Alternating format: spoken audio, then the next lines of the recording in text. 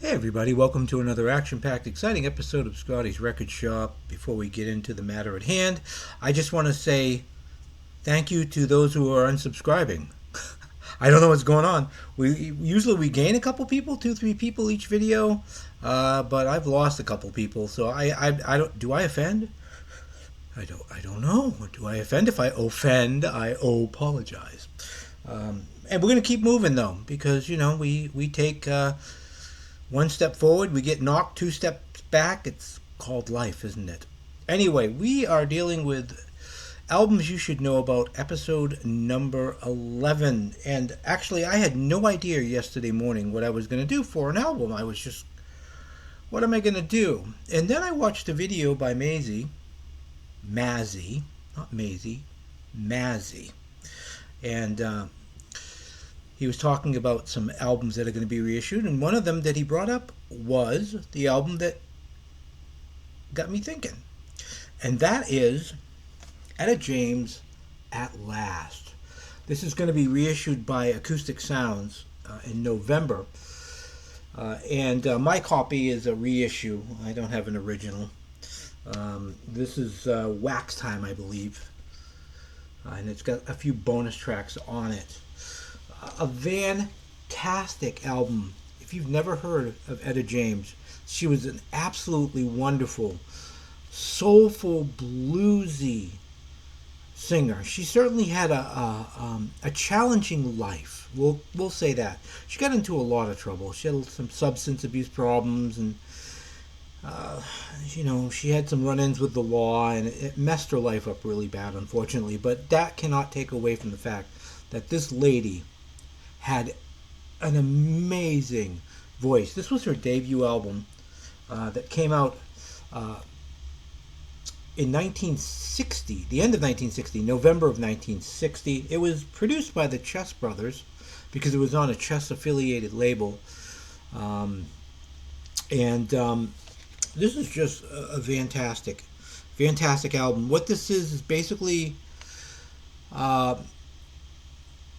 late 50s, early 60s kind of typical sounding music with a lot of bluesy and even a little bit of jazzy in some respects, and soulful. This lady had such soul. This album, if you don't want to go for the acoustic sounds, I'm not sure how much they're going to charge for that. Of course, it's for those who are very persnickety and want the best sound and don't mind paying a little bit of extra to get it. I don't have that kind of money anymore. But this is available on CD. This is available on even just vinyl reissue. Standout tracks on here, of course, At Last is absolutely beautiful. As a matter of fact, I was walking this morning. I try to walk every morning.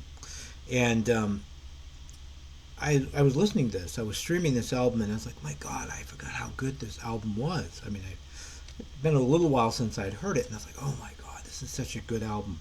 But great stuff on here. At Last is fantastic. Sunday Kind of Love. That could be my favorite song on this album. She also does a wonderful version of Stormy Monday.